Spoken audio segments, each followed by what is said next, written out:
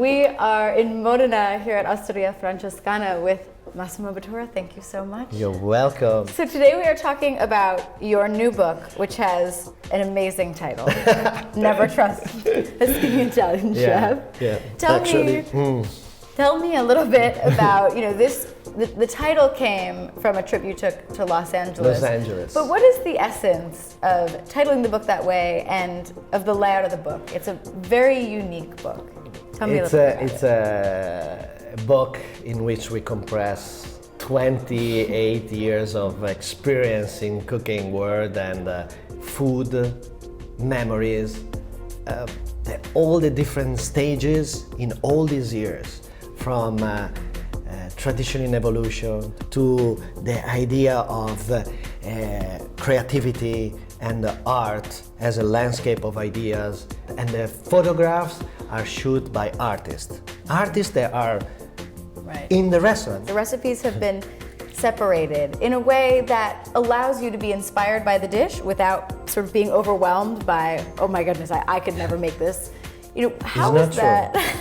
It's not true, but But you've separated them out as the concept of the inspiration versus the technical part of it. In the beginning, my idea was create a book called No Recipes.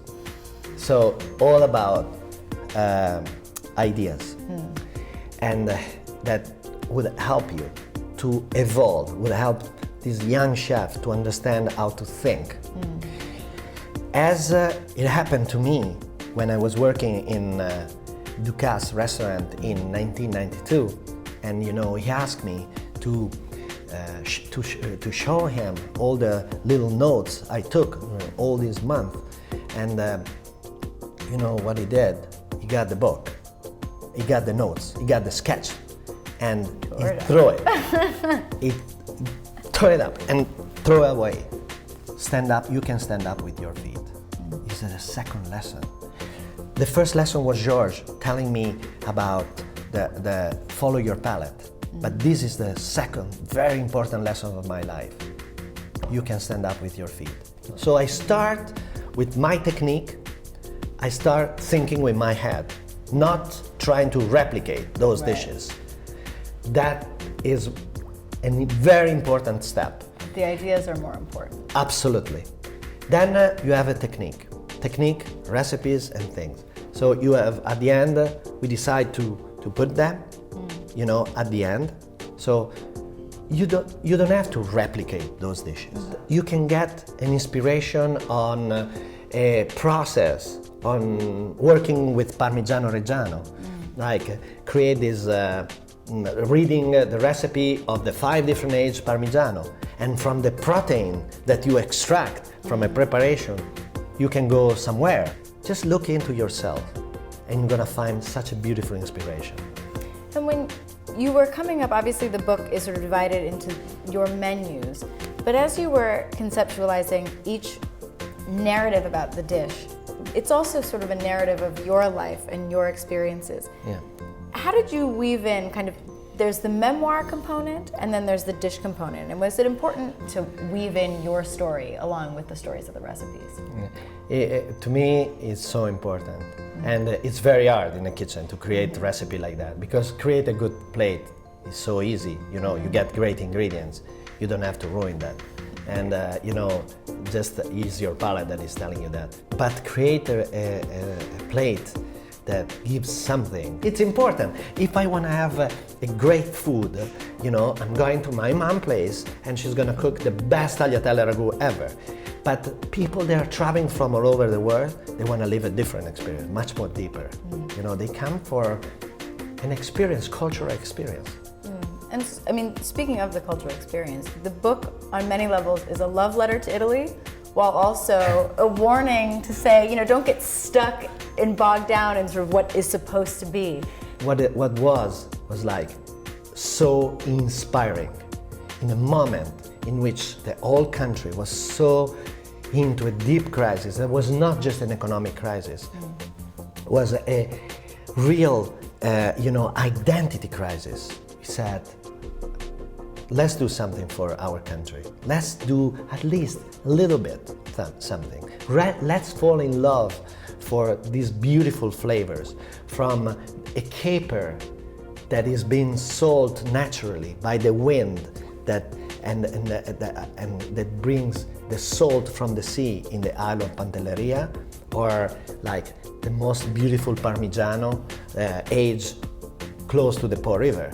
So we need to do that. I need to do that. And we did it. And we start the old menu, the all new phases on falling in love for our country again. Yeah. But how do you, so much of the book is about that balance for you, falling in love with the country, but not being nostalgic. Nostalgic. And I think that's a message throughout the book, especially, from sort of the introduction to all 4 sections of the book. Is that the running theme, or do you find that the running theme is more of your inspiration? Doing avant-garde sometimes is you have to do 2 steps ahead. But when you find a wall in which you cannot evolve, you have to step back, move on the side, and do other 4 steps ahead. You just have to analyze in a critic way all the critic points on the dishes. And if you find something that is not appropriate, something that from a recipe, like a classic recipe, has no respect for the ingredients most of the time, tradition, doesn't have respect for the ingredients, it's your responsibility to change the recipe, to move ahead. I think that the real example was tagliatelle al ragù, the bolognese sauce we create. It's like we were like provocating with this incredible recipe with embryo eggs injected with ragu sauce, with the pasta, crunchy pasta, as I was a kid that I was cooking into the pan, And then out of the blue, this incredible guy, incredible mind, is a gallerist from Modena called Emilio Mazzoli, told me, but why don't you put a real tagliatelle al ragù on the menu? Because I want to taste it. You have to explain people. You can draw, not just paint in abstract. Yeah. So draw means make the best tagliatelle al ragù you can eat in the area. So this idea stayed here for like 6 months. We recreate the perfect tagliatelle al ragù after we try, I can say, 20 different tagliatelle in the whole area of Bologna, Modena, Reggio Emilia, and analyze the critical point. Too much tomato, too much concentration. The ragu was not chopped by hand. The pasta was too thin. The pasta was too big. All these kind of points. But I arrived this with suggestion of a critical mind like Emilio Mazzoli and looking at the past to my grandmother. Wonderful. Well, thank you so much for talking to us about your new book, Never Trust a Skinny Italian Chef. Best title I can possibly think of. Thank you so much, Massimo. You're welcome.